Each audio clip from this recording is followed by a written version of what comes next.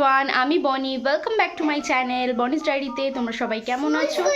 I hope সবাই খুব ভালো আছো, আমিও বেশ আছি। তোমার ডায়েরি নতুন আরও একটা পেজে তোমাদের আরও একবার ওয়েলকাম আর অনেক অনেক ভালোবাসা সকলকে।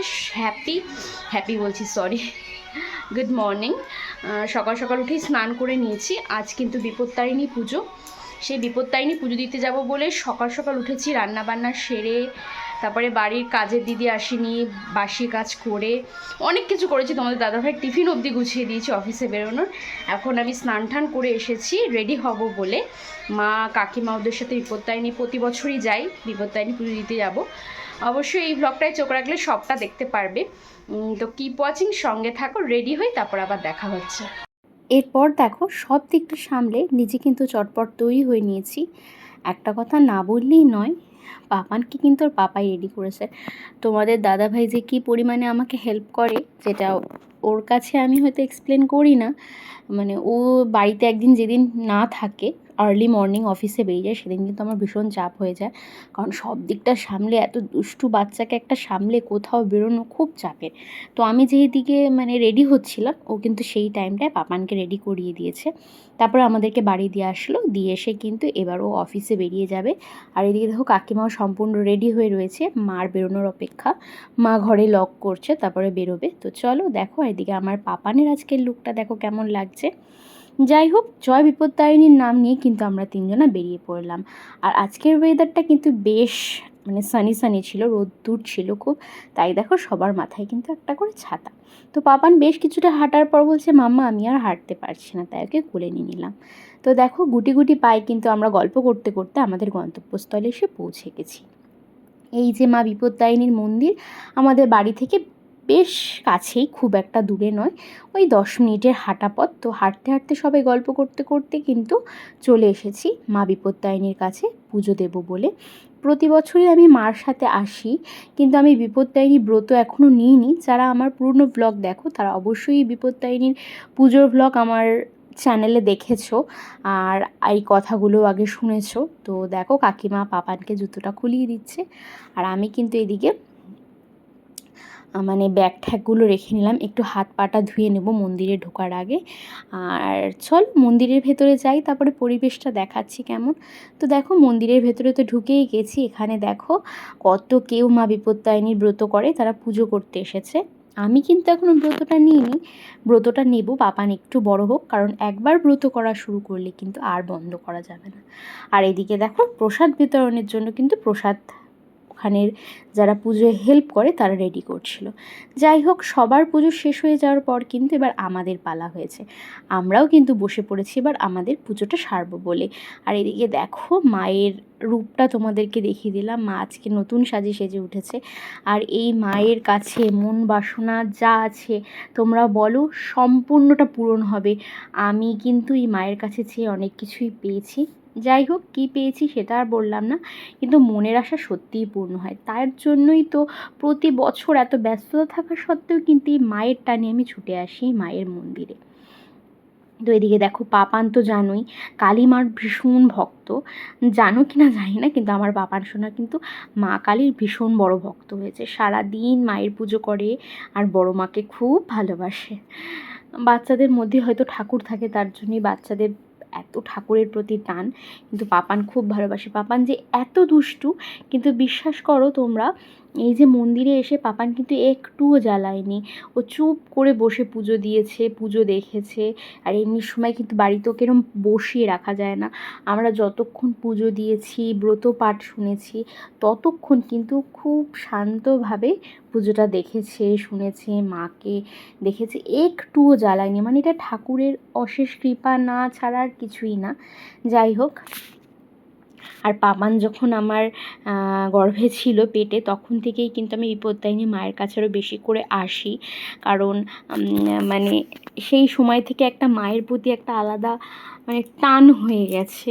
ওরম সময় আমি মা হচ্ছি, এসছি, মানে খুব ভালো লেগেছিলো সেই বছরটা। সেই বছরটা থেকে আমি মানে পাপানকে প্রতি বছর হওয়ার পর নিয়ে আসি।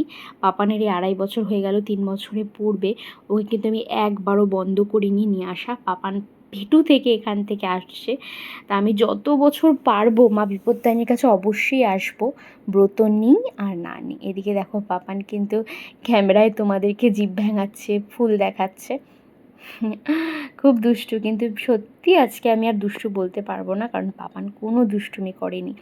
আর এখানের একটা বিশেষ জিনিস যেটার জন্য আরও ভালো লাগে, এখানে কিন্তু মায়ের পুজো করেন একজন নারী, মানে নারী শক্তি দেবীর পুজো করেন একজন নারী। এটা আমার অন্যভাবে মনটা ছোঁয়, খুব ভালো লাগে এই বিষয়টা আমার। যাই হোক, আমাদের কিন্তু পুজো পর্ব সম্পূর্ণ হয়ে গেছে। এবার কিন্তু আমাদের এই ঠাকুরমশাই আমাদেরকে কিন্তু মায়ের যে পাঁচালিটা সেটা পড়ে শোনাচ্ছে, মানে এই বিপত্তারিণী মায়ের যে আবির্ভাবের গল্পটা সেটাই কিন্তু শোনাচ্ছে। এই ব্রত কথাটা কিন্তু শুনে তবেই আসতে হয়।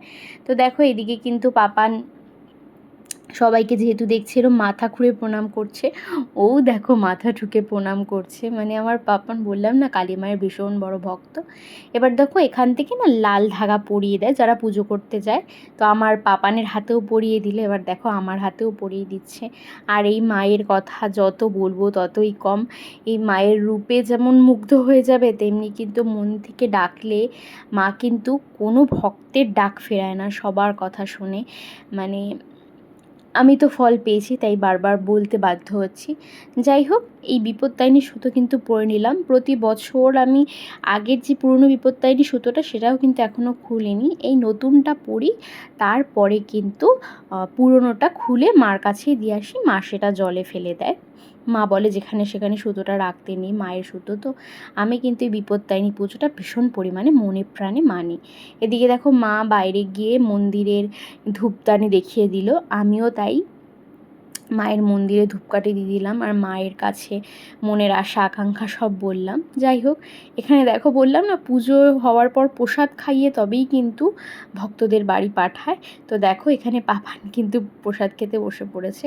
দেখো আমাকেও প্রসাদ দিয়ে দিল। প্রসাদ না খাইয়ে কাউকে পাঠায় না, মানে এখানে পুজো দিয়ে তারপরে উপোস ভাঙিয়ে কিন্তু বাড়ি পাঠায়। খুব ভালো লাগে এই নিয়মগুলো।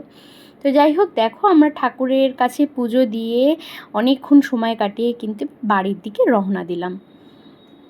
তারপরে দেখো এদিকে মা কাকিমারাও আসছে, আমি আগে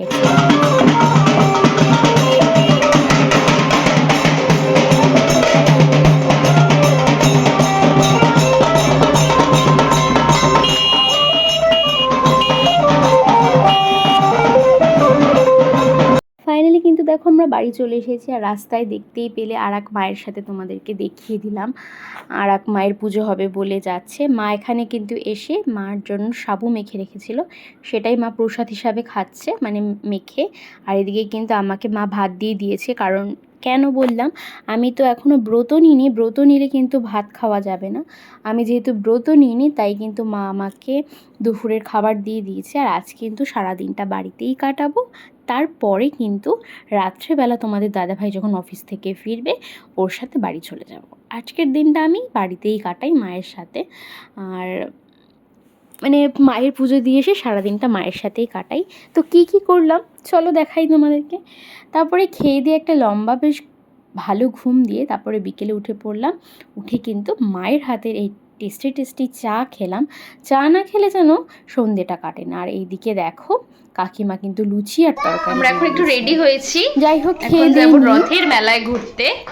তো চলো যাওয়া যাক, আবার দেখা হচ্ছে। হাই করো। অবশেষে কিন্তু চলে এসেছি আমরা রথের মেলায়। আর তোমরা কারা কারা রথের মেলায় ঘুরেছো অবশ্যই কিন্তু এই কমেন্টে জানিও, কারণ এই রথের মেলার ভ্লগটা অনেক দিন পরে দিচ্ছি তোমাদেরকে।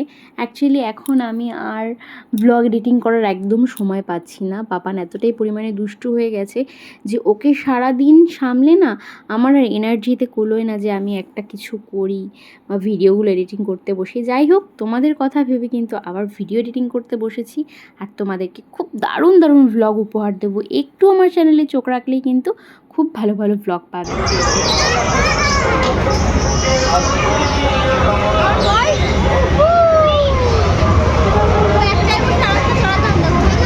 চুচু ট্রেনে ব্যস্ত।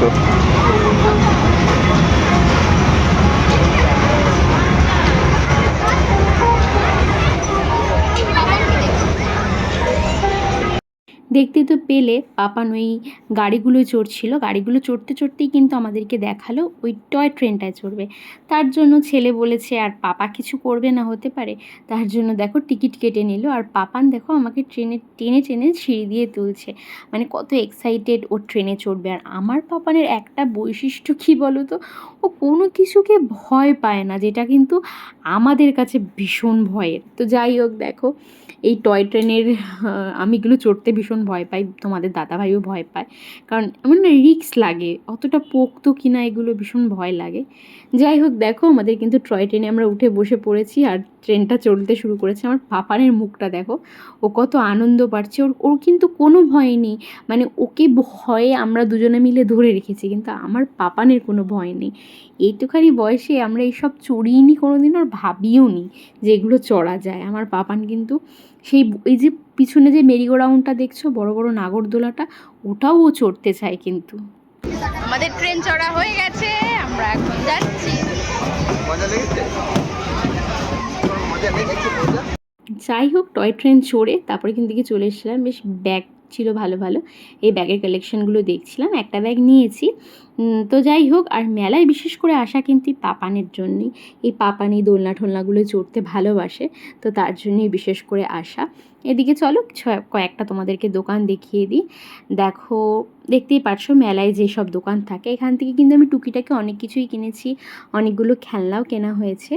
এরপর কিন্তু মন্দিরে চলে এলাম, মেন যে মন্দিরটা আমাদের রথের যে জগন্নাথের মন্দিরটা, সেই মন্দিরটায় চলে এলাম। পাপানকে বলছিলাম চলো আমরা মন্দিরে ঠাকুরের কাছে নম করে আসি।